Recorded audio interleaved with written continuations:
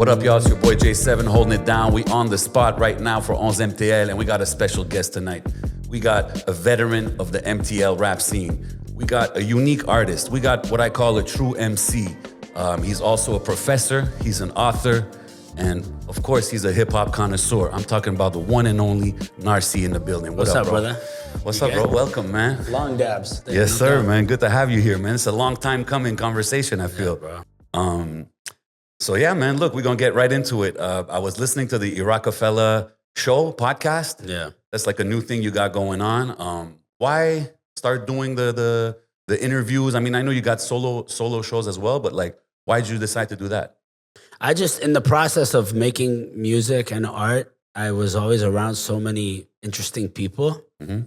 And those conversations that we were having, some of them are private, so they're not public convos, but like, some of them are so amazing that I always used to think like, man, I want people to hear this, you know, Mm-hmm. like the gems people drop on me, or I just got a lot of OGs in my life, you know? Yeah. So I figured in the process of working on my album that I would start interviewing people that are just in my life at that time, you know? Okay. So it's not really, I don't think I'm going to do like 7 million episodes of the show. I think like my goal was just to document my people, you know? Dope. Yeah. While you were preparing the project. Yeah, well.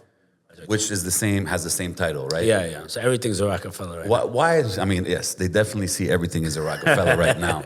But why that I mean, I know you've been running with that name, with a cool name. It's a cool play on the Rockefeller thing. Where does it come from? And why call your album that?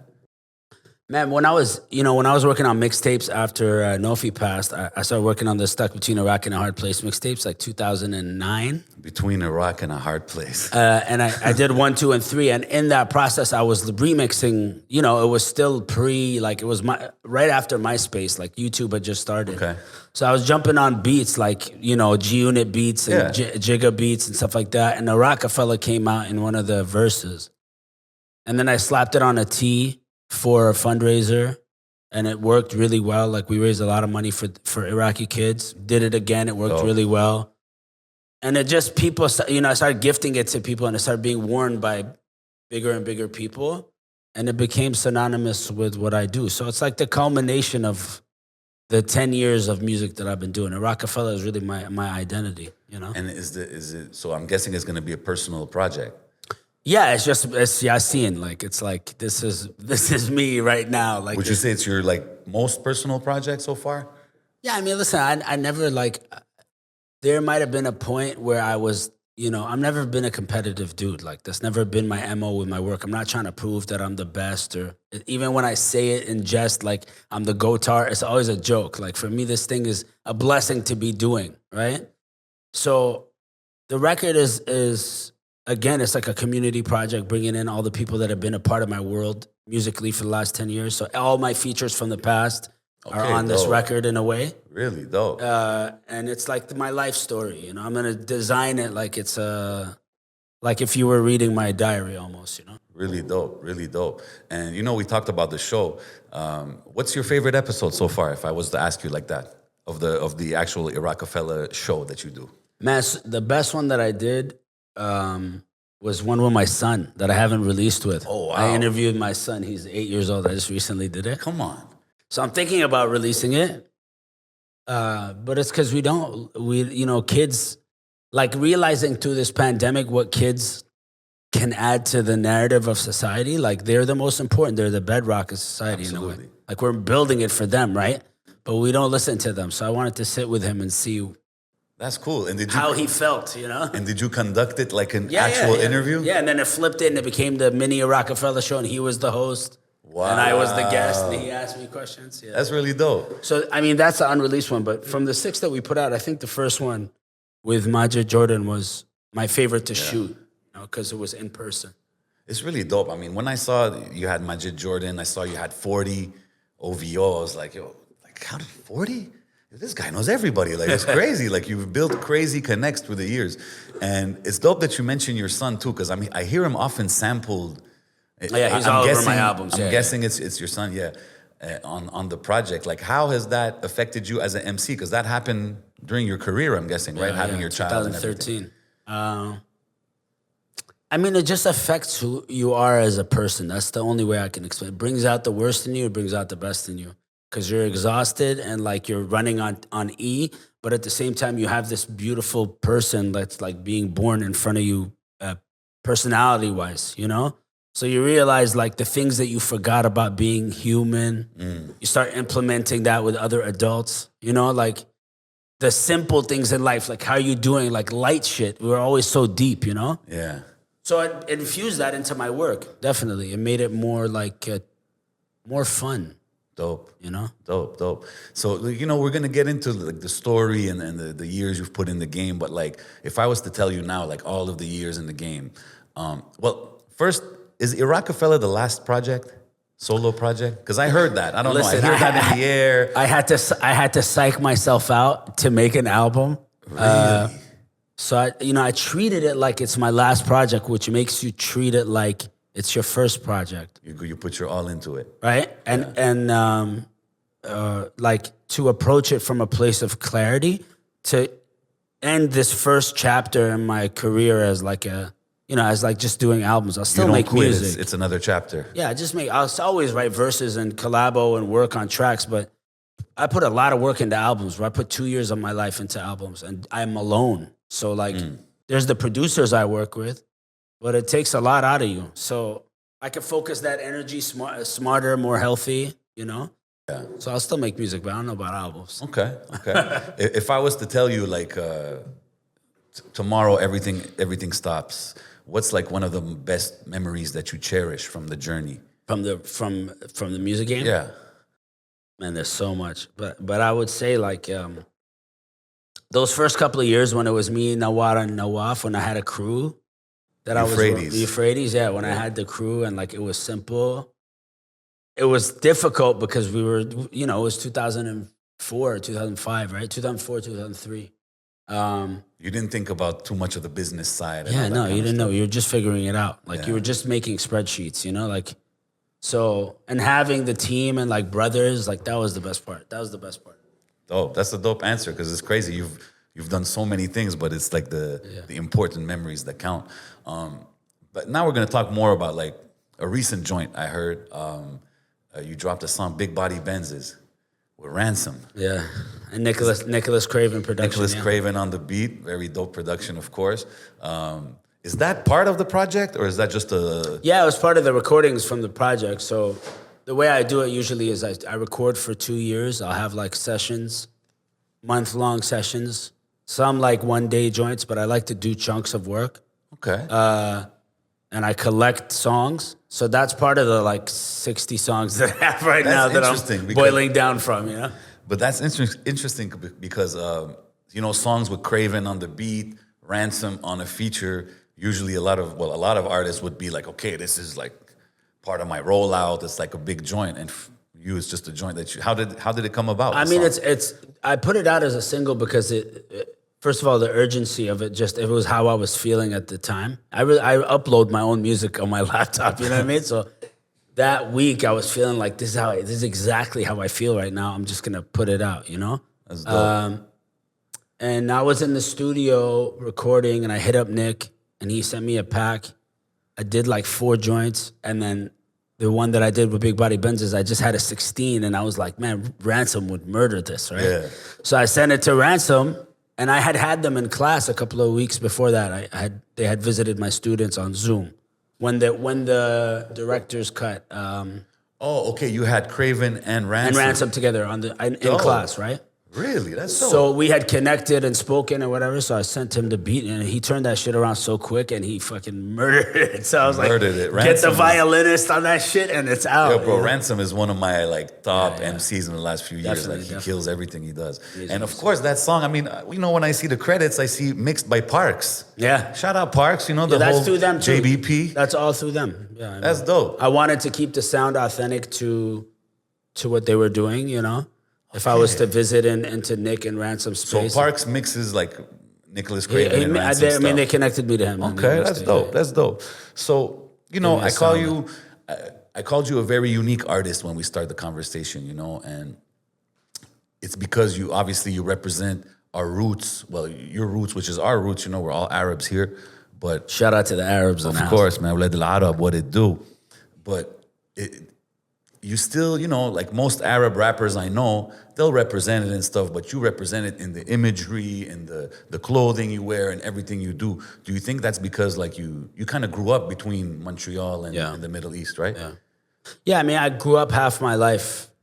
I mean, now I've been in Montreal more, but you know, I grew up half my life in the Arab world and traveled back there a lot, and it was a big part of my career too, right?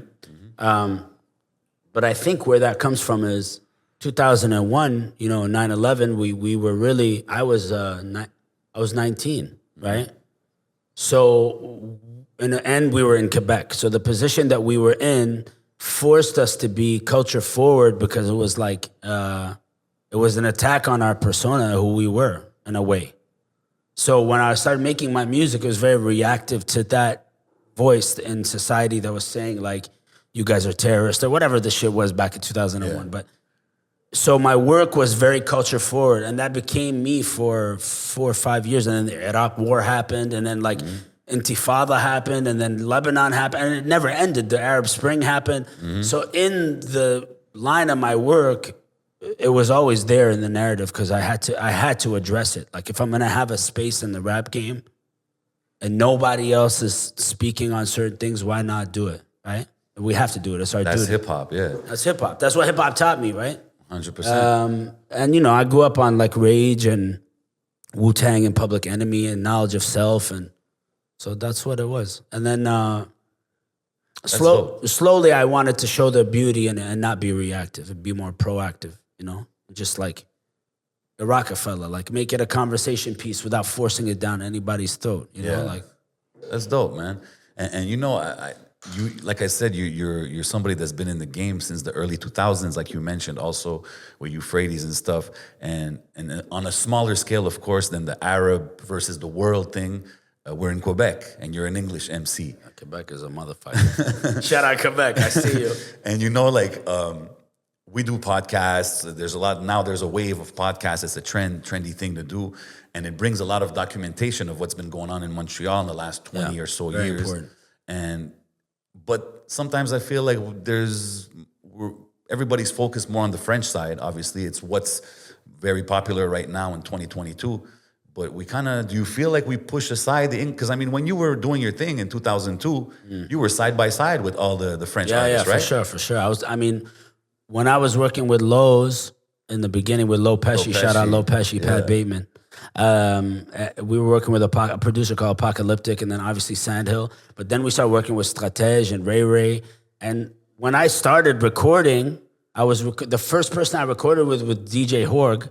Wow. I remember DJ Horg being like, Narcy, don't touch the screen. I always used to touch the screen. Like that was a big part of and that's where I was like, I want to learn how to engineer. And then I started working up the street, Urban Lab. I used to work with Urban Lab. Shout out Urban Sam, you know what I'm saying? Yeah. Escape. And he taught me how to engineer. So I was always around French dudes in the scene that were actually rising, and like Chili D and Arnac and you know what I mean? Like I was always around people. But there wasn't much collaboration going on. It was still early. Okay, you still more than I see now, you know. But we were all underground, so it was.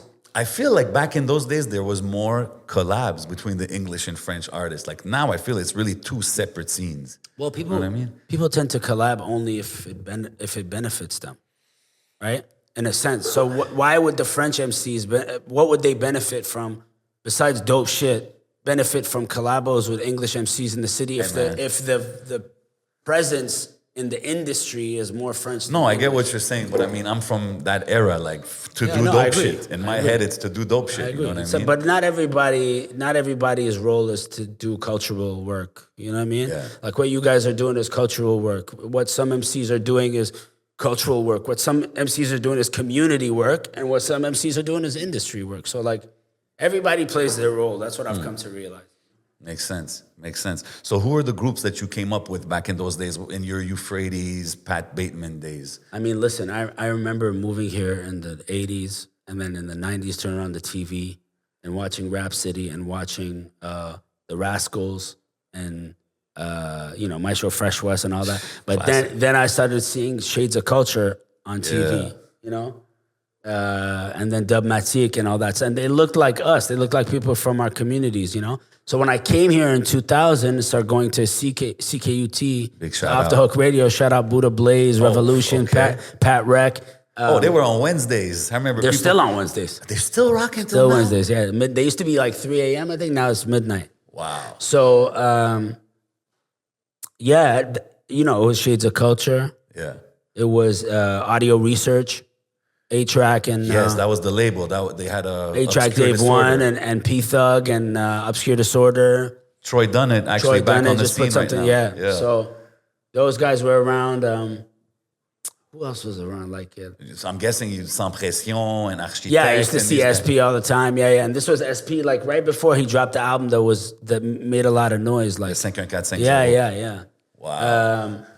Yeah, we were all just underground. I was rocking like head wraps and bike gloves and fucking leather vests and shit. I was wild. Oh, yeah? Yeah, but I remember that era, man. It was magic for sure. That's dope, man. I heard you say, like, looking back at your early MC days, your rap dreams were unrealistic. Why do you say that? Like, when you're talking on the grand scheme of things, I'm guessing. Yeah, I just feel like what I wanted then was different to what I want now. Number one, you know. You're young, you're 18, 19, 20, you're watching like these big artists in the States you wanna blow up in you the think game. it's possible. You don't think about industry, hoopla, and like time and chance and teams and marketing and PR. I didn't know any of that shit, right? So it was like, how do I get to the, you know, I was opening for bigger MCs. I was a young dude. Like I opened for Kweli in 2004 here in Montreal. You know what I mean? KRS-One. I met everybody that I was... Those were the days when Kweli came with... No, with wasn't- Kanye. I met those were Kanye the- that day. I was with Really? Lowe's and we met Kanye and GLC. Wow. And it was snowing outside. I was with my boy Yushua. And I told Kweli Shout about out this. Yushua. Kweli kicked us out when they were doing sound check. And then we met Kanye and freestyled with him. Lowe's has that tape, No way. but he probably lost that tape. Shout out to Lopez. Oh, my God. Yo, that's history right there, Yeah, bro. so that was a... So anyway, you know, we were young. We were seeing like who we were, you know. Those were the beginnings of Kanye in the game. Like, he had just started. He was rolling with Talib. That's crazy. Yeah, so I think also like what the model of being an artist changed when I started experiencing ups and downs as an independent artist. It changes your viewpoint, you know, and keeps it like now I want to keep it healthy for myself and be happy when I'm doing it. 100%. It's important. Well, that's wisdom through the years, I guess. That's that ammo shit. Yeah. But going back, like when I asked you your best memory, you said it was doing your music with Euphrates and stuff. So how, you know, looking back at Nofi's passing, how did that really affect your journey? Because you've had a hell of a run, you know what I mean? But Yeah, I mean, it turned me into like a monster. I went into overdrive. I like 'cause you lost him early. I lost him we lost him in 2004. Yeah, early in the game. God rest his soul. I was 22 years old, and I had just finished two whole projects with my crew. So like, I knew what a project was. I knew how to do it. I knew how to. I was working with Urban Lab. He was teaching me how to engineer. Yeah. So I was going to school, doing my master's about Arab identity and hip hop, Wow. and I was in the studio at school, recording the Arab Summit album, pushing the Euphrates album, touring on my own, and then learning how to engineer at night in the studio, right? And that was unhealthy, but I was 22. Yeah. And then I got into like beast mode. I just started recording on my own, mixing on my own for years, 8 years in a row. Damn. And touring on my own. I had no crew, no manager, rolling DJs, like doing my own visuals. So what it did to me was, looking back, it isolated me, you know? I isolated myself. Yeah. You Obviously, feel like you grieved. You gave yourself the time to yeah, grieve. through my work, I Okay. grieved. Through my music, like he was present in the work. But I isolated myself from everybody, even the city. Like, you know, I built a wall up. Now when I look back at myself as a youth, I built a wall up because I had grief, like I had pain, you know? And then I started seeing other people in the scene experience the same thing when we lost Bad News Brown or Dutch. Yeah. You know, we lost members of our community suddenly, right? And it brought us closer together in the sense that we started telling each other we love each other, or like, you're my brother or whatever, but it brought a lot of pain, right? So I started seeing that happen all around me, and it helped me cope with others. And then I got a bit closer to people, and so it closed me off for a couple of years, But it also made me who I am as part of my journey. 100%. And like we're saying, you've had a hell of a run. Like, you dropped like 10 official albums. Projects, yeah. You're talking about Arab Summit projects. Like, you were into pushing the culture early in the game. And through all these years, you still decided to export your music outside. Like, you were early on, like, pushing your music outside of the city and outside of the country. What made you do that? Is it the passing of Dutch and Bad News and these kind of things? But you were still moving before that. Yeah, I mean, I left in 2012 to try to go start like a record label in Abu Dhabi and stuff.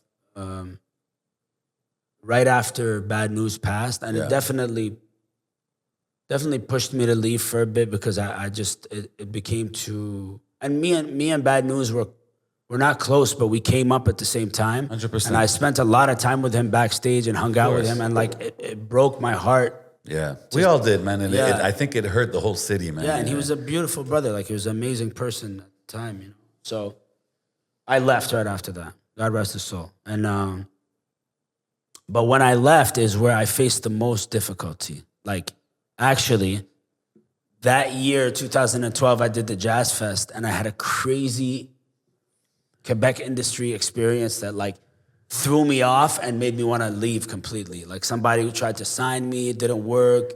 They started offering me little bags. I wasn't down. They talked down to me. They told me I'll never be shit. Like, it was very crazy, Yeah. And I was still young. I wasn't even 30 yet. Was I 30? And it was after your big show. I think I heard you tell that story. So that put a lot of like doubt in me in the city, so I left. But then when I went there, it was even more difficult. Like, the red tape, the situation was just a mess. It couldn't get through. We couldn't get through paperwork. I was like, I don't want to be difficult, man. Yeah. That's me when I was seeing you go to the Middle East and stuff. I was like, damn, like, it must be difficult to run a business out there. I wasn't running a business. No, but I was trying to. Yeah, I was trying to. Because here, there's some kind of structure and some kind of blueprint. Whereas there, as far as the music business, plus you're doing hip hop and stuff. Like, how was the scene in the Middle East? Like from those days till now, like, how's the rap scene? Did it evolve? Because now it's amazing. To me, you're one of the pioneers. Yeah, now it's amazing. Thank you. I mean, now it's amazing to see the diversity in the sound, and like what's happening in Morocco is crazy. Like, okay, you know what I'm saying? The Moroccan MCs that are blowing up, they're breaking numbers. The Tunisian rappers, the Lebanese dudes, the Palestinian dudes, Algerian dudes are killing it too. Yeah, all of them. Man, I listened to some Palestinian drill last time. Yeah. Who? Sheb Jadid. I think so. Yeah, Sheb Jadid and them, bro. Yeah, for sure. Like, I was like, damn, these boys are flowing. Iraq, shout out Iraq too. Like, I've been doing my research now for Shlonek to find like MCs, and there's a lot of rappers now. When we started, it was very small, but the French dudes, the Algerian dudes in France, and the Moroccan dudes in France, these guys were kind of they were the pioneers for it. They were the first Arab MCs and shit. As far as I know, like it was Freeman and all them ones, dudes. Yeah. He was Ammu when I met him in my young 20s. You feel me? So like, those guys set the like that song he has with Sheb Khalid, the Bladi joint. Like, that's one of my. We all been trying to make Bladi for our. Yeah, you know for real. So like, that's one of my all-time classic songs with like some Arabic in it. Like, it's perfectly done. So those guys, even though they weren't Arabs, although Akhenaton I think is Arabic. Not Akhenaton. The producer, what's his name? Imhotep. Oh. Yeah. I think those guys are Arab. I met them. I think I don't even know. But anyway, the aesthetic they had was like culture. Wu-Tang meets us. So like, it was perfect. And that was my, like, I moved here. I was listening to Palais Justice. I was 18 years old. Like, that's where I started, Dope. And like, when people talk about Narcy, they always, often put a tag like conscious rapper, revolutionary rap or whatever. Like, what do you like those kind of labels, or you're more like? I mean, listen, if I was a revolutionary, I probably wouldn't be so obsessed with product and purchasing things and selling. You know what I mean? Like, I'd be a bit different. I do believe in a change, And I believe in that change being in the people, not in the system. So we can be who we are, but also fight the structure the way that way that it oppresses us all. Like, that's what I believe. But that's dope because you make it kind of cool, you know, in a way, because when you're still connected to the trendy, cool things going on and you have a dope message, I think it can actually touch people even in a better way. It's just the honest way that we're living. Like this, you know, I have an iPhone, bro. I have a Mac. Like, there's no way the exploitation is removing itself from anything that I'm doing or anything that we're doing anymore. 100%. So how do we work with it and try to use the model to give back as much as we can, right? Like, so even with my merch stuff, I try to use it to, so I don't know if that's revolutionary. I just think like it's what we can do. You know what I mean? Dope. And I love bars, bro. I'm a rapper's rapper. So we can definitely hear that on the latest project and on all the projects, actually. We're going to get into the bars and everything. But speaking of rapping and stuff, you dropped an all-Arabic project in 2014. The Narcy joint. Yeah. Like that, again, man, it's like, you know, like I have an Arabic couple verses I did back in the days, which I still spit here and there. Shout out Sharif, R.I.P. He was on the song with me. Rest in peace, but you know, and people are like, whoa, you rapping. But I mean, to sit down and do a whole project, it's a big challenge. You know what I mean? I'm not a great Arab MC. I write my verses very much like I write my English verses. So I'm not the most poetic Arab rapper. Like, to me, the best Arab writers are Mahmoud Jaderi from Dam. Amar Effendim is a great Arab writer. Shadia Mansour is a great Arab writer. Like, that's, you know, the newer MCs are really dope now. But that came out of an experience I had in Lebanon. I went to do a show at Metro Medina, and I was like headlining, whatever. And somebody was like, "Haki Arabi" in the crowd, you know? And I stopped the music. I was like, so I told the DJ, it was DJ Lethal Skills, I was like, throw a beat down.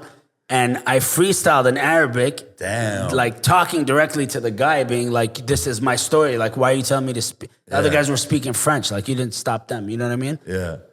And it pushed me to do a record. Wow. That moment. I was like, fuck this guy. Like, that's crazy. So I wanted to challenge myself, you know? And I did that shit at my mom and my dad's crib. Like, that's dope. Old style. Like, classic, I went back, like you used to. I went back home for that. That's fresh, man. So yeah, it was. And even like when you talk about like answering the guy that was talking in the crowd, it kind of made me think, like, I don't know if you had the chance to see some Arabic rap battles. Yes. Bro. Yeah, they're I've crazy. seen the Disaster. Like, I don't know if you probably know about course. Disaster. Rapping in Arabic, and even in Lebanon, and there's the MCs there. Like, to see that there's even that kind of scene out there, it's impressive. Yeah, so like Ed, the guy he battled was Ed Abbas, I think, right? Yes, sir. Yeah, I know Ed from touring and Chino and all those guys from being in Lebanon. Met them a couple of times. Like, that's dope, man. Yeah, those are the guys I came up with. That's really fresh to be connected with like two emerging scenes in a way, you know? Yeah. And you know, listening to your music, we can definitely tell you're pro-Palestine. All the way, man. Palestine is the red line, bro. Okay, I respect it. You know I respect it. No, I respect it. That's what I'm saying. You know, but you're getting in an industry and having kind of those opinions that are very strong. Did it ever close doors, block you of opportunities? Yeah. I mean, I wouldn't say overtly it did, but for sure it did. No, exactly. Even if it's not. No one ever told me like, yo, you're pro-Palestinian, fuck out of here. But it's very obvious like the industry is not pro-Palestinian, you know? Yeah. If you reach a point where you can't say what you want to say about the truth, or you lose corporate sponsors, fuck the corporate sponsors, right? Like, corporate sponsors don't go to the grave with you. Your actions do, right? So like, when it comes to injustice, if we don't believe that all injustice is equal and connected, and we don't go to the root of the injustices and try to work backwards, then we're just digging the hole deeper. You know what I'm saying? Yeah. So like, if in Canada we don't deal with siding with the indigenous struggle and their story and the injustices that are being done to their communities, facts. You know, we can't reach the point where we're dealing with the young Arab community and the young Black community and the racism in the country. Like, it's all tied in. Absolutely. So with Palestine, for me, that's the human. Like, that's one of the core human struggles, whether you're talking about like monotheistic religion or human. And Palestine for me is not an Arab thing. you know? Should we stop? No, keep going. Yeah, Palestine for me is not it's not an Arab thing. It's a human thing. Like the shit that we've seen is being done all over the world, but the shit that we've seen committed to the Palestinian people on television, it's heartbreaking, is unacceptable, right? Because we watched it happen to Iraq and it was passing because it was a small, short war, right? And then what happened to the North African countries were short revolutions, but like Palestine has been ongoing, bro. Yeah. Years, all our life, man. It's crazy. We can't let it keep good. That's it. So for me, like, if I walk in a room and they're like, listen, you can do this, but like, can you mention this and not this? Like, no, I don't want the money, you know? I respect it. I respect it, man. And, you know, speaking of taking a stand on things, you're actually probably the only MTL rapper that's been on Vlad TV.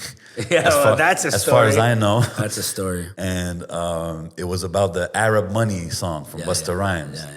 And I remember when that came out and the hook was like, blah, blah, blah, they were like not saying anything. Yeah. And I was like, okay, like, I didn't get it really. I was like, is that like supposed, or I don't know if we're supposed to take that the right way, you know what I mean? And then I saw your Vlad TV thing where you came out and you said, yo, and you remixed it and you kind of told Busta like, yo, this is the way it should be done kind of thing.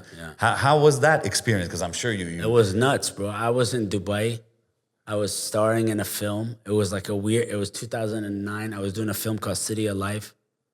So I was like in the gym training. It was like I wasn't living my life. My wife was here with my sister. I was there like, you know, independent, still on my own again, doing this like weird... I mean, that's a recurring thing. You've been pretty much doing your thing alone solo. for a while, yeah. And I was chilling with my boy Danny out there, Danny Neville, who's a DJ and a producer out there, and I was recording in his studio. And then one night he's a DJ, so he like plays all the clubs, and he got Arab Money and played it for me. I was like, what the fuck is this? Like, this is like those scenes in Hollywood movies when they're driving through the Hara or whatever in whatever country they're in. Yeah. And you hear that they add the sound effect of this sound effect in the back, this one.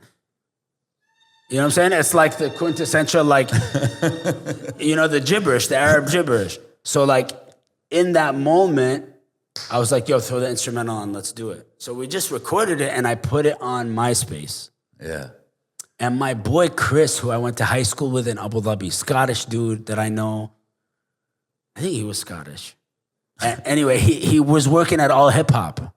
Oh, like, okay. It happened to be that he was Chris Sweeney. He was writing at All Hip Hop. Posted the song for me. Like, boom. And this was like my high school homie, no connection besides that. And that's like, that shit went viral in a way. Yeah, it picked up.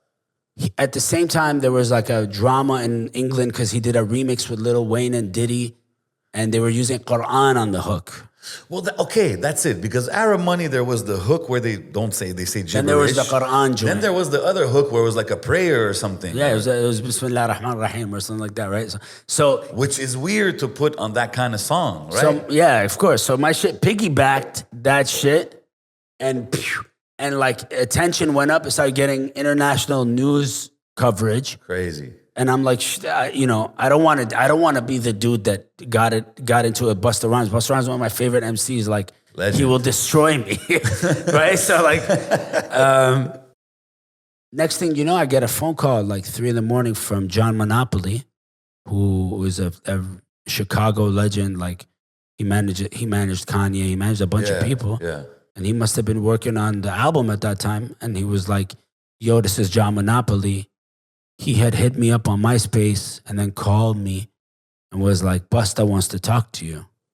That's crazy. And I remember I was like, yo, I got shook. I was like, it's 2 o'clock in the morning. I'm in Dubai. Like, Busta Rhymes calls me. And it's like, you know, God brought this moment together. Anyway. Busta was saying this to you? Yeah. We had a private conversation and he was like, you know, I meant no harm. And I was like, I meant no harm. Like, I learned from Chuck D and everybody that this is edutainment. So if I use the space, it's never an insult. It's if I'm going to speak on my specific culture, I'm already a visitor in the culture. Like, we had a really deep convo, you know? And then the next day it was in the newspapers, Busta Rhymes apologizes over Arab Money song. I was like, it became a thing. Apologizes to me, and I'm like, he didn't apologize to me. Like, he doesn't need to apologize to me. No, I get what you're saying, but it's dope because you still, you know, when I say that you're a pioneer in the game as far as an Arab rapper, it's those kind of things that make you that. Like, you took a stand, and because you took a stand, you might have helped, I won't say educate, but at least make him acknowledge that, oh, okay, maybe that wasn't the right way. And him saying it publicly is proof of that, you know what I mean? So, and then, unfortunately, the album got banned in the region. That's back, I think it was back on my bullshit. It got banned in the MENA region right after that. So it's fucked up. Yeah, it's a fucked up ending to What this. do you mean? They banned his whole album? Like, they weren't selling that record in the because region. of that song? Yeah. Really? In the whole Middle East? I didn't know that. Wow. So it's fucked up how it ended because that wasn't my intent. No, I get And obviously, you know, like, I ended up opening for Busta here. It was me, Belly, and Busta on stage. I remember that show. Remember that show? I remember that show. Yeah, and it was weird. It was like we didn't really talk. It was weird, you know, it was unnecessary. But it was also like a teachable moment for me. Like, I shot up. I didn't mean to shoot up, you know. And But that's it. That's what I was going to say. Because you're emerging. You're trying to make your name in the game. And like, yeah, it's you fucked don't up. want to piss off the dragon, Busta Rhymes. Yeah, I don't want to be the guy that dissed Busta Rhymes for the rest of my life. Like, that wasn't my purpose in the game, right? But so still, I kept very quiet. I turned down a lot of press. Vlad came and we did that thing. Yeah. He didn't come, but he sent a shooter. And then, like, there were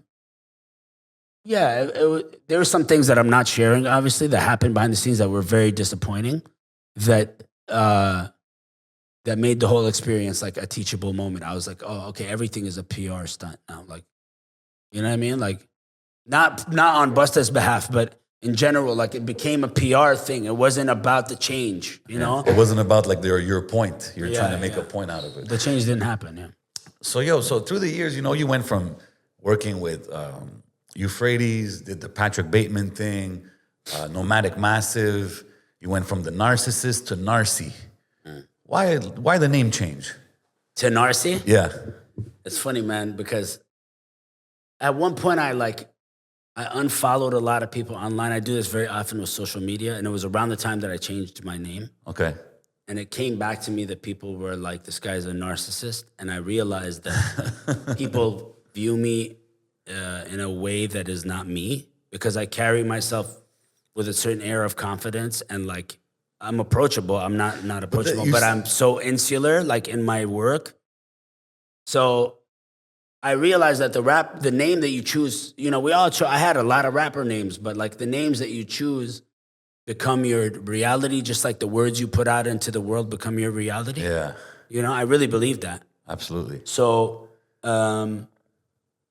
at the time, it had come back to me that, and then when I would walk into meetings and shit where I was like trying to be professional, I was at the point where I was like raising money to shoot videos and trying to get bigger budgets and shit. So I was meeting with brands or whatever, and they were like, it's the narcissist. And someone would always chuckle at the table. Obviously. Right?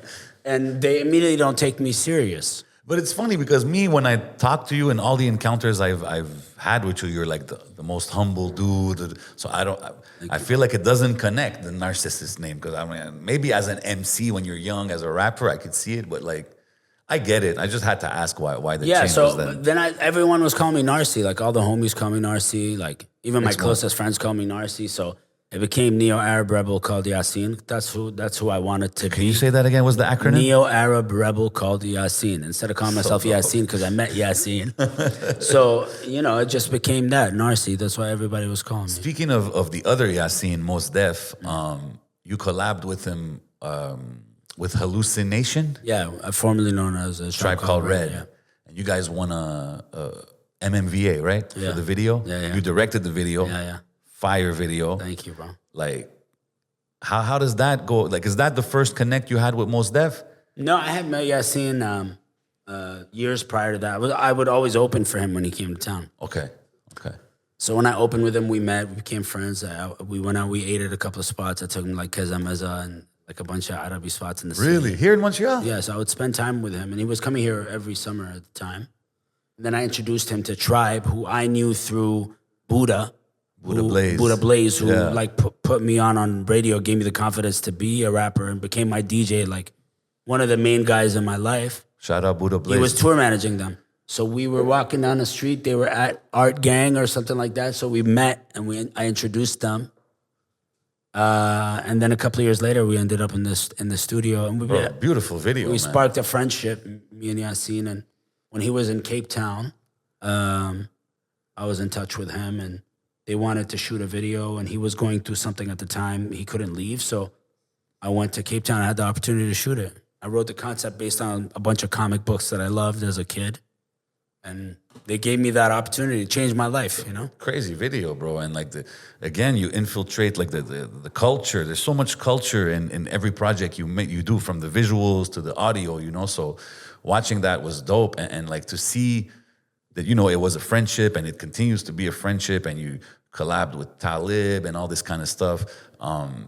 Even last year when I saw you on Talib Kweli's podcast, I was like, I was trying to like yell it out loud for people to wake up in the city, in the sense of like, yo, he's one of our own, you know what I mean? And like to be on that kind of platform is something I feel should be highlighted, you know what I mean? Yeah, I mean, just like I said earlier, you know, like when I got the opportunity to do that video, for example, I realized I have a huge duty. Like I always think about the intention, you know, in our culture, the niyyah is very important before you even take the act. So like, what is my intention in this moment? Am I going to be I'm on a song with Mos Def rapper, or am I going to use this as a moment to connect our communities to like visual justice, like the indigenous community, the black community, the Arab community, in this moment in history, you know, like.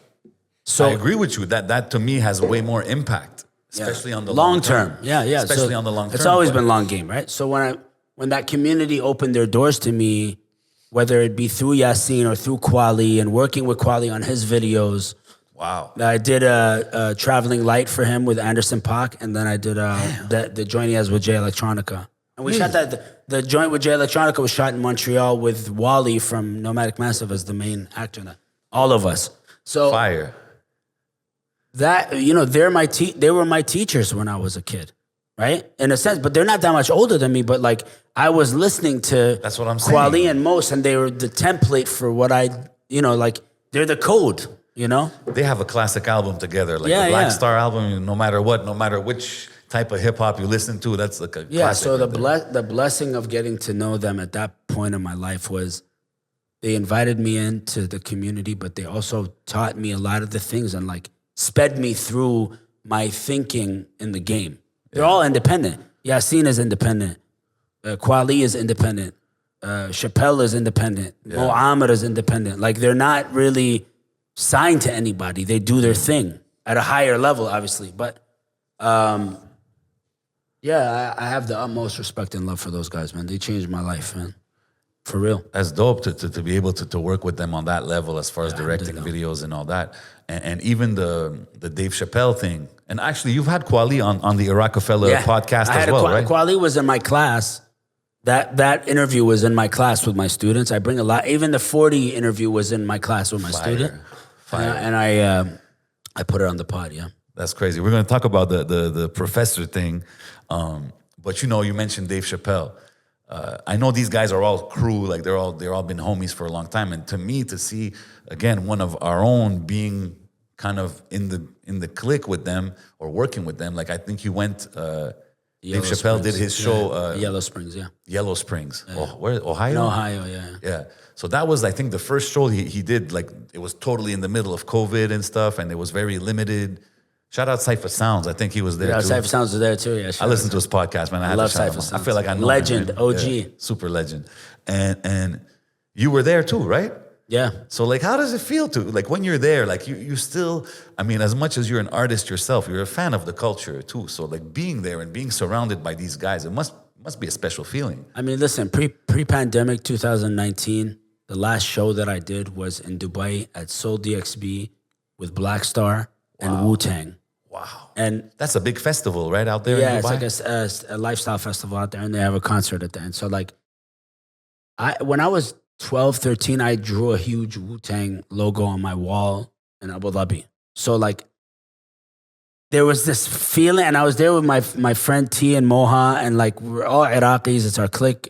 My wife was there, my parents were leaving Dubai, my sister was there, everyone was there at the same time. Wow. And there was this like full circle feeling, right? I've never performed RED with Yassine before on stage, and this was the only time we did it. And Hassan Hajjaj, who took the photo of me on my World War III album, was there. He's a Moroccan photographer taking photos of the Wu, and they asked me to put head wraps on them, like to tie the ghatra on their heads. So like I had this like magical 2019, moment, and then the pandemic happened. So I spent a year at home. And again, like through my friendships, my good brother Mo Amr called me, and Nico was back there with Kweli as well. Nico is a Brazilian MC who's part of my crew. Okay. He FaceTimed me, and they were backstage at one of the Yellow Springs show, and Nico gave Mo the phone, and Mo was like, bro, just come. What are you doing? I was like, what do you mean just come? It's a fucking pandemic. He's like, bro, if you can come. The invite is open. Hil anni, you know? So I bought a ticket and I was like, listen, and I bought a hazmat suit. I bought everything. I bought the whole shit. Because, back then it was early. Like, we were wiping down our groceries. September 2020. Okay. Right? Yeah. No vaccines, none of that shit. So I got on a plane, bro. There was no one on the plane. It was me and like 4 Hasidic guys, and they were all eating popcorn. They weren't wearing masks. Okay. And I got to Yellow Springs. There's no one at the airport. And man, the way that community embraced me at the time, I had been isolated for a year with alhamdulillah, I have my kids and my wife. It was like, I don't know how to explain it. It was the most magical experience I've had in my musical and like creative life. Really? Because I had a week in Yellow Springs. Everybody was getting tested. This was before tests were tested. Yeah. Dave Chappelle was testing all of us. Yeah, that's what I heard. He had tests there to make sure everybody's safe, and then everybody in there was chilling like nothing happened. And he asked me to perform. Like, I got to go on stage. I hadn't performed in a year, and like, it's Dave Chappelle. Bro. He introduced me in a way like that. Come on. I almost cried and shit. Like, so. Is there footage of this? I have it on my phone. I can show it to you. You can, and like... Just that, I never thought that would happen. I had met Dave a couple of times before through Kweli and Yasin. Yeah. But they, like I said, they embraced me in a very natural way. Like, and Mo was the conduit. Again, it's another Arab brother from the community pulling me up, so at a time when I needed it. So shout out to him. And I got to sit with Dave and like talk to him about Quran, and like we were in a party and we talked about Quran for like an hour and a half, and it felt like nobody else was there. Is Dave Chappelle Muslim? He's Muslim, yeah, he's Muslim, mashallah. Yeah, so like, again, those teachers that put like the ethos of me and my work, like taught me what cultural work can do and invited me in, it changed my life. So the last day, Federico, the engineer who was part of the crew, he was like, yo, I got a day off. You want to record? I was like, yeah, of course. So Dave has a shack there. And next to the shack, there's a tent. And we set up in the tent. They asked Dave. He said, yeah, of course. So we set up. Me and Nico started recording. And then... While like everybody's there. People, it was a day off. So people were... This is where Dave lives. So it's his little town where he lives. Il y a 3,000 personnes, like small city. Wow. We're all tested. Me and Nico are in the studio. We recorded a couple of joints, and then Donnell walks in. Donnell Rollins. Ashy Larry. Mo Amr walks in. His manager Sina walks in. All these people start walking in from the team, and they all start recording. And we made a song about Team Chappelle Summer Camp. Wow. It synthesized that feeling, like the feeling of. Dave was so kind to us. Like, nobody did that for me in the pandemic. He invited me into his home. Like, and that's special because that song that you guys did was spawned from you saying, hey, you and that. It wasn't forced. It was like hey, moment. Let's record, and then everybody starts Kweli coming in. came, Issa came. Like, everybody ended up on the song. And that's special, man. That's what music is about. Yeah, I'm forever indebted to those guys. And especially like Kweli and Yasin and Dave, and how Dave embraced me. I'll never forget that, bro. Never. That's special, man. And like, Dave Chappelle, he's a GOAT in his own Dave right. Dave Chappelle forever, man. Team Chappelle forever. Yeah, no, sure. I mean? It's really, really dope to see, man. And, we're talking about you directing videos and stuff. You've also did like acting and like shorts, like for kind of part of the rollout of your albums and stuff. Like Rise is one that I had seen, which is dope. Like, is that something you want to do as continue in the acting realm, or you want to just focus on directing? Listen, I have an agent. I drive her crazy. Shout out Lara. But I'm like so selective. I don't want to do commercials and fucking TV shows and things like that. I want to do very specific shit. So, and I'm not gonna get it because like so many people audition, and you know, you gotta really go in. So a lot of my acting stuff either came through me or through homies that wanted me in their projects, right? Yeah. But I think I want to focus my energies on doing some TV or film, like I mean, do a project. you could do some comedic stuff too, man. Shout out to Jassim. Shout out Jassim. I like the character you do there, man. It got me laughing a couple times.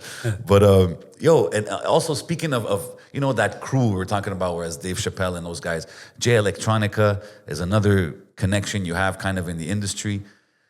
To me, he's got the best verse on Donda that dropped the Kanye album. He's a top tier MC. Is this people that you're still working with, collabing with till today? Yeah, I mean, Electronica I've never met in person, but really? he's always supported me. He was the first person to wear Rockefeller through my brother Amir, Blame the Label. Shout out Blame the Label. Sick.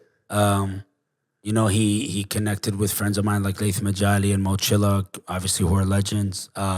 Mike Chav, who produced on a Rockefeller, is one of his close friends. So Electronica has always been like in the cypher, but he's Electronica. You know what I'm saying? So like I haven't kind of a mythical actually dude. right before the pandemic hit, March 2020. Yeah. I was supposed to have a show. Shout out Ricky D had booked me to do the show with Electronica, and he was gonna come to our class. That was supposed to, damn. My whole class bought tickets to go to the show. No way. It was one of their assignments to do an assignment on Electronica. Okay, and then it got canceled. You don't play an assignment on Electronica. And it got canceled, unfortunately. So, but shout out Electronica, man. Okay, One of the best. You know, when we're talking, your run is a majority indie run, which is you've hustled on your own, built your connects on your own and everything. How do you land a song on the Fast and Furious soundtrack? I don't know how that happened. It was just Fast and Furious 7, Alhamdulillah. it was shot in Abu Dhabi. So my only guess would be that one of the guys I know out there has a licensing company and that he put it in the mix. But it all happened like organically. Yeah, I had my shit on TuneCore, and then TuneCore hit me up and said, you know, this film wants to put this song in or a film wants to put this song in. Yeah. I said, what film? And they were like, people don't usually ask us what film. We just tell you the fee. And I was like, no, I need to know what film. Like, Alhamdulillah is such an important song for me, right? Yeah. And yeah, it just happened like that. And then I saw the film. So when they tell you, yo, Fast and why is my song in this film? For real? But No, I mean it's a moment. It's a nice bag too, Yeah, no? yeah, yeah. It must be a nice bag that comes with that. Yeah, I mean, Alhamdulillah grew on its own. You know, that was the last beat that Nofi gave me before he passed in 2004. Wow. And I held that song till 2007. Like I recorded it in 2006 and then I dropped it in 2007. And it lives on its own. You know, he produced that song. That's special, man. So like, and it has its own energy and it like grows on its own. I don't push it. And we did that video Just with the fact community. that it got, like you see, you accomplish things that a lot of artists work for and push for. And when I ask you how it happened, it's like, oh, I don't know. It's just some person heard it. Yeah, because I never had like, I have strategy in my work and rollouts and artwork and basic like social media stuff. But like, I just do it for, you know what I mean? Like, I let the world for the carry right it. reasons. Yeah. If you put the right intention out, and honestly, when you put God in your music, and I'm not the most religious person in the world, but every time I put Allah in my music, it's resonated, like it's brought the most barakah to the people around me and opened the most doors to the people around me. So I try to do one of those, a project to put out good intention around our religion and our God and our, you know what I mean? Do you feel sometimes? Never for a commercial purpose. Like I didn't monetize the video on YouTube. You know what I mean? Really? Yeah, like I'm not, specifically that song, although I should have, but I did not. Over 2 million. So I kept the intention with that work to like not, And I don't like, want to profit off of it, you know? And if you do music, like whereas you mentioned your religion and stuff like that, do you feel sometimes that maybe other religions could be like, it's not for me kind of thing? Do you ever think of that? Yeah, I mean, again, it's always like, it's more spiritual. Like I try to speak on the more spiritual side of things than like the indoctrination. I don't believe in organized religion. I believe in Islam. I believe in the Quran. I believe in Allah. I believe in the practice. I believe in my people, but you know, there's not everybody is perfect. So like, I try not to be like, box myself in as the Muslim rapper, because then I end up getting Muslim and Arab beats all day, and then my albums don't grow, right? Yo, but to be honest with you, I like the Arab production and the Arab sounds in the production. I think it's dope, and I think it kind of helped identify you as far as as far as a gift. It's definitely a gift and a curse. Like it kept. But I can imagine that producers just send you their Arab beats. Yo, I got this Feiruz joint that I flipped. I'm like, bro, I gotta say, you flipped Habibi Ya Aini on the latest project. I think was it the latest project? Which on the Narcy joint, on the Narcy. It was on that one. Yeah. Love it. I had to mention. I think it was 2015 that you mentioned your students and stuff like that in your class. I think it's in 2015 you started teaching, right? In 2015, yeah. In Concordia, directly to university. What made you kind of go that route? It's kind of, we've never seen that here in Montreal, as far as I know. I got invited to be a guest speaker I always wanted to teach a hip hop class at Concordia. So like in my 20s, right after I finished my master's degree, I started hounding the communications department like, yo, you got to teach a hip-hop class. This is my curriculum. And they were like, really? Bro, you don't even have a PhD. Like, chill, So I fell back and focused on the music. But then the music brought me back to this guy, Mark Peters, was teaching a hip-hop course at Concordia and invited me to be a guest speaker. Then the next semester, he told me, I want to take on some studio classes because he's a studio arts major. Come teach half the class. So and there was 48 students at the time. And then he went fully into studio arts and gave me the class. And then there was a whole thing. But like I ended up teaching the class on my own. And I was like, let me grow this to 90 students. Because I knew hip hop, then of course, people will be down. People will be down. Then I grew it to 120. Then it was 200 a semester. And then we moved into the auditorium room. And that was the year that we had Chance the Rapper come to class, and there was 700 people that showed up to that class. And then, man, those are still dope. Like we're putting up numbers at Concordia. If I'm in school and my university teacher is rocking a grill, I don't know if you rock it in class. Sometimes I do. It depends where I am that day. But you know what I'm saying? Like, and he's like, "Yo, Chance the Rapper is gonna come talk, or I'm gonna have Electronica or Talib Kweli." It's like so. But I understand why it grew. Again, with class, it became a crazy, when we were in person, unfortunately it stopped, but it was like Just Blaze came to class. Havoc came to class. Come on. Who else came to my class? Havoc. Yo, but you're naming me like legends. Combat Jack came to class less than a year That's the before he podcast passed. GOAT right there. And he taught me a lot in that span of time that I knew him.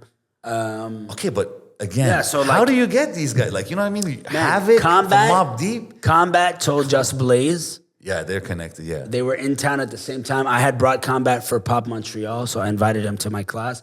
And then he told Just Blaze, who was here for Red Bull Music Academy, told him, you gotta come.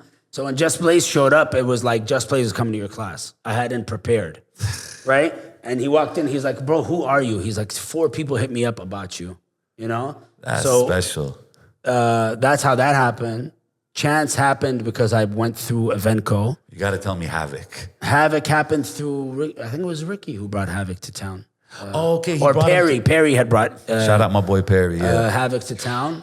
And I had met Havoc in Dubai with P when we performed at Soul DXB, and they came to... I had a Baqala pop-up there. I have a photo with them. And they came with Ice, who's an amazing Afghani brother from the States, who was managing them at the time, Violator. And... I had met them and I had rapped for them at my boy's studio in Dubai like a year before P passed. Wow. And when Havoc came to town, with him and Big Noid and who was the other guy? Big Noid was with him? Yeah, rapper Big Noid. And yo, he's got a classic album. I don't care what people say. LES, the producer LES was with him. LES was there. That's so Nas. He did a lot of classic Nas joints. That was a funny moment. So yeah, so I continued that during the pandemic, and so we had Vic Mensa, we had Ransom, we had Kweli, we had 40. We're about to have A-Track and Chromeo. Legendary. Yeah, man. That's really dope, man. And I mean, it's... It became my class, sorry. That became... Yeah. But it's cool. Like, so you're basically teaching hip-hop. I actually took part... Shout out Lee. She was in one of your classes, and I took part in one of her projects. Interviewed. Yeah. I corrected that paper. I hope she did good, man. Shout out. But it's really dope to see that that's part of actually a university curriculum and stuff. And I don't know, man. I heard there's a Kanye thing going on, coming up, or can you give us a little bit of information on what's coming up as far as the... Yeah, so for the past 5 years, I've been teaching 2 courses. One is called Beats, Rhymes, and Life, which is, it's about the practice of hip-hop, like to practice the culture. Dope. To be a practitioner and a visitor in the culture, what do you have to learn to do that, right? And then the second class is called It's Bigger Than Hip-Hop. So that's really like the identity struggle, learning your narrative, learning how to like map out your story, learning self-care methods, like really about community work. So I split what hip hop is to me into 2, which is the practice and the community and the culture, right? And I have been teaching this class, the first one, for 7 years now. So I was like, I'm gonna flip that and do a very specific focus on an individual as a conduit for the culture. It's not really about Kanye, but it's about how Kanye is a representative of narcissism, of fame, of mental health, of community, of design, like all the so things. So many things. So every class is a module around like what he's changed or what he's affected. And it's, I'm teaching a Kanye class in September at Concordia. You better sign up when they announce that we only got 200 seats. Yeah. That's crazy, man. Legendary moves, man. And like randomly, is Narcy a cool teacher? Do you consider yourself a chill? Listen, if you read my Rate My Professors, which you can put right here if you want. Yeah.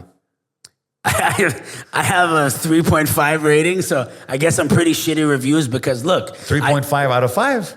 Yeah, so that's okay. I tell my students, I tell them like, when you come to this class, when I started being an MC, nobody gave me a pass. Nobody gave me the opportunity. I had to create the opportunity and pass it forward every time. So when you're in class, you start with an A. It's all about your effort and your presence as a community, not as individuals. But you have to show up to class for your class, not for me. So that affects their grade.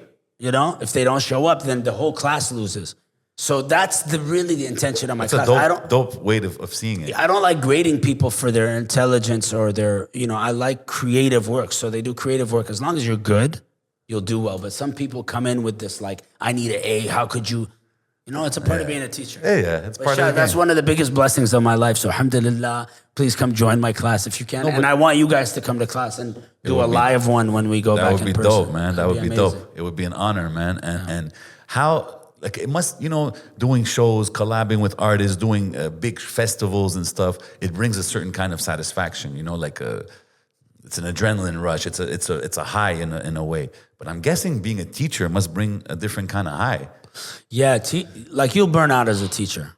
It's a lot different to being a musician or an artist because, like I said, I have 200 people a semester. That's 200 families, 200 simultaneous stories. There's always drama. There's always death. There's always personal issues. There's always anxiety. There's always like students are going through it, especially in a pandemic. Yeah. So like. And I try to be the kind of teacher that's like, I'm your friend, though I have a certain hierarchy position in this relationship. Like, if you need anything and we can help you as a crew, as 200 people, then please, like, use this as an open forum. So there's a lot of pain that happens in that class that we carry together. But support as well, right? But it's support as well. So I want the students to leave with, like, the memory of this being a safe space for them. It's important. So I treat it with a very delicate approach. I try not to be harsh or hard on them, especially during the pandemic and we're online. When we're in person, it's exhilarating because like we have a cinema screen and I'm cranking hip hop at Concordia dans l'entrée de l'université. Like I said, when we invite guests, the room gets filled up. It's an amazing energy. Special, man. So I'm hoping when we do the Yay one, we go back in person. And we can invite people that were part of his story to class, like A-Track. Willow is from the city. Justin Saunders is from the city. Like, all these guys are a part of... Who knows? Maybe Kanye will pop up, right? You never know. Throwing it in the atmosphere. You also wrote a book I mean, there's so many things, man. You know, I don't want to take too much time on everything. But you know, text messages or how I find myself time traveling. Yeah, that's the one I gave you. Yes, sir. Yes, sir. And I mean, teaching classes, writing songs, directing videos. How did you find time to write a book? Well, you know, while writing my albums, I had always written on the side, like creative writing or short story writing or poetry that's not like, it has bars in it, but it's not structured for... Not for a song. For songs. Yeah. And I'm not a spoken word guy. Like I can't go to long spoken word shows. I'll be completely honest with you. Okay. So like I appreciate the art, but it's not my thing, you know? So I'm not a performative poet, you know? And when the pandemic hit, right before the pandemic hit, I had met Anthony from Haymarket, which is a publishing house out of Chicago. Yeah. And, you know, fucking Naomi Klein has written for them. Angela Davis has written for them. Like, Jeremy Scahill has written for them. So many people that I admire outside of the rap scene have written for them. And when they asked me, do you want to put out a book? I was like, yes, you know? But I didn't have anything. So when the pandemic hit, the reason it's all about technology is because I was in front of my laptop forced to like organize my life from the past 8 years. And I put all these writings together and I started writing during the time of isolation and created this book out of it. So it came out at the end of 2020. I had already started before, but the pandemic changed the meaning of the book, you know? Oh, but it's dope. It's dope. And it ties in with, I think, your wife. Space-time. With Space-time. Well, yes. Yeah. And of course, your wife is opening, I think, a bookstore or We're gonna keep that on the low though. Okay, that's not coming. Okay, I thought that was that out. Okay, But yeah. So like books are a big part of my life because of my wife, right? Okay. So this has always like brought books into our home and grown our library at home. And she had just been working on her book, Take Care of Yourself, as well, that she put out. So we both put out a book in the same year. And books, I think, in education has been a through line in all of our work, like even down to my rap shit, right? Yeah. So we're hoping to work on a project around books. Very soon dope. In our Very dope to see, man. So you know, like you said, during the pandemic, you created Love and Chaos. Very, very dope project. I encourage everybody to go check it out. A lot of dope bars in there. A lot of dope random lines. Like I hit a J like Solange and shit like that. Like I just like the little clever lines. The NFT, not NFT. I should do NFT though. Well, actually, it ties in. The N95 joint, which is a dope song, and there's a video which is all pretty much showing how our new life is, right? With like the curfews and all this kind of stuff. And at the end of the video, actually, you do have a part where you put on goggles or whoever. Yeah, it's Ahmed Manika, puts on goggles and then goes into a virtual world. Yeah. And it's crazy because this is like a hot topic we are having right now in 2022 as far as like the metaverses and all these kind of things. And you dropped that like a year ago in your video. So like, have you always been into... Yeah, I mean, I'm like a Black Mirror guy. Like I've always found that, and that's what my book is about, my phone. Like I wrote a majority of my book on my phone. Okay. When I was traveling on planes and shit. So a lot of my work started becoming about technology and its effect on our thinking. Mm-hmm. Because as I became a teacher, I started seeing how my students were learning was so different to how I learned. Yeah. And then how my kids were learning and the speed at which, like, my son is already designing things on his Photoshop on his computer. Crazy. And so I started in my 20s. They're starting 10 years before us, right? Mm-hmm. So like, technology has been a through line in a lot of my thinking. So when I was doing Love and Chaos, it was in my living room at home when we were locked in the first lockdown. Yeah. Like my kids were in the room, you know? And that video came out of like the fear of like, what if this is it? What if we're this lawnmower man? Like a new reality. Yeah, like we're just gonna be on fucking... But those goggles didn't really work out. Oculus hasn't worked 100% yet, right? So the video... It's coming. It's coming. And the video is almost like, it's a play on the Matrix and those robot dogs, the spot dogs that we're gonna start seeing everywhere. Even in your song Avatar, like you touch on these kind of topics. You know what I mean on the projects. Weird. I'm always a bit early. Like that's my problem. I should probably hold my projects. Yo, bro, it's crazy. If you would have dropped it now, it would be like the hottest topic kind of thing. But it's dope to see that you're kind of ahead of the curve. There's a song, I think, Go Inside. which you sample, not sample, but I think your dad is on it. And Baba said go inside, yeah. And I can tell that he's a strong influence in your life. Yeah. I think he's on the cover of the Arabic album. Yes, that's his mom on the cover of the Arabic album, being held by his grandfather. Oh, okay, his grandfather. Okay, got you. But, I can tell, and I got the honor of meeting him once, and I could tell a lot of wisdom comes from him, right? Mm-hmm. So how does an Iraqi father back in the days when his young son tells him, yo, I'm going to be a rapper, I'm an MC, to today being part of his projects and like you're a teacher and stuff, like how was the evolution? Was he always down with you being a rapper? My father is an artist. Like my father is an architect. So deep down inside, I think my father always wanted to be a free artist, but he was in the era where that was impossible for him. Okay. He was the one that immigrated with my mom. They did the sacrifice thing. I think your grandfather was a poet, wasn't he? My grandfather from my mom's side was a poet, yeah. So my parents always had art. And my dad used to play music at the house very loud. Yeah. And I'm talking like Demis Roussos and like Carmina Burana and like Kulthum and shit like that. Like, so, and Barry White. So like my dad was very music forward. And they, like I said, they let me draw Wu-Tang on my wall when I was 12. Like they let me they didn't even trip on that. No, they let me be creative. I mean, my dad let me be creative when I was younger, but if I drew a Wu-Tang on the wall, he'd be like, Shule. You know what I mean? But, hey, that's dope. So, because he used to paint on the walls in our house. Wow. Like he would paint on different walls in our house when he wanted to express himself outside of his 9-to-5 job, right? So I took example from him and started doing that. And then when I moved here in the early 2000s, when 9/11 happened, he was like, you need to stop doing what you're doing. Really? Yeah, because I was like an Iraqi rapper coming up.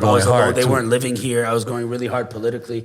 Obviously, they didn't have as much transparency to see what we were saying and doing because the internet wasn't what it was. So, like, I invited my parents to select key shows that I did. Really? I did a show in Amman in 2000 in Jordan in 2006 with the Arab Summit Brothers and Masari. We were opening for Masari. Shouts to Masari. And my parents came to the show and they saw our show, and they were like, this is amazing. Just make sure you stay in school, like do your school thing. And then it became a part of my schooling. And then I started teaching it in school. So they saw the educational element to it. I think what's dope about that exchange is that my father learned to appreciate hip hop. Through that, right? You kind of taught him hip hop. Like my father watched Black Star perform. That's crazy. That's crazy. So like, and he loves music, so he's very open to it. So my dad's a huge influence on my work. Really, that's why he's in the audio version of my book as well. He did all the intros and outros on my book. Really dope to see that you stay connected and you keep him involved in your work. Shout out Baba, man, for real. Before we get out of here, man, what can we expect in 2022 from Narcy? I got the Rockefeller album coming soon. I don't know when. We don't have a date, right? I don't need a date. I'll put it out when it's ready. Okay. The Kanye class in September, inshallah. Starting a thing with my wife in the city, so we'll announce that soon. No doubt. Keep us posted, man. And that's it, bro. If there's any way I can help you, brothers, I'm always here, man. Big love, big respect, guys, man. bro. Before we out of here, though, before we get out, I got a couple rapid fire questions for you, man. That's what I do, man. Okay, let's do so it. if I ask Narcy, who's your rap goat? Like lyrically speaking? Whatever you want it to be. Fuck, it's tough. You can give me 2-3 of them. Like, I mean, Nas is my favorite pen. Like Nas, it was written, changed my life. So shout out to Nas. Of course, you. Big Good up answer. Nas. I like that. So Nas is like the top. I love Jay-Z. I love Yasin and Kweli. But not, hey, man. Black Thought is the greatest MC walking this earth at the moment, in my opinion.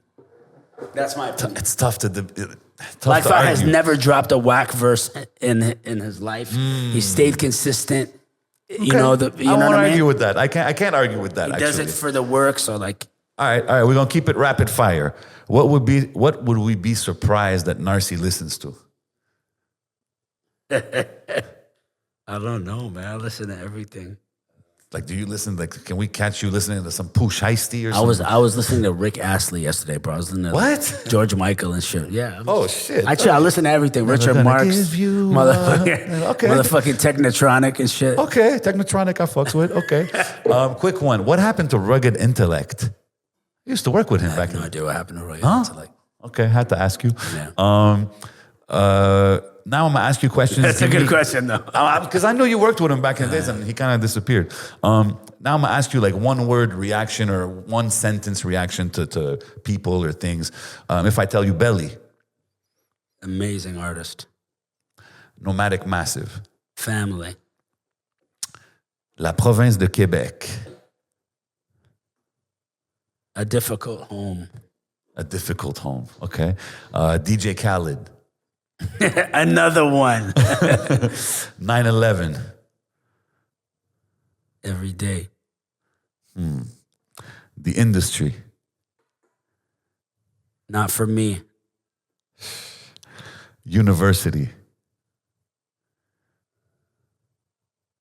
A tool. okay, COVID, A gift and a curse. okay, Dubai, Birthplace. Rockefeller. For life. I love it, man. Yo, thanks again for coming through, bro. Thank you, Honestly, bro. thank you for your pleasure. contributions to the game and everything you do, man. Because like, besides just coming here and blessing us with this conversation, it's dope to see somebody minna fina in the game, Thank you, Javier. doing what has to be My done. pleasure, man. I'm proud of you guys, what you're accomplishing. Respect too, it, man. Each one teach one. No doubt, man. Big love.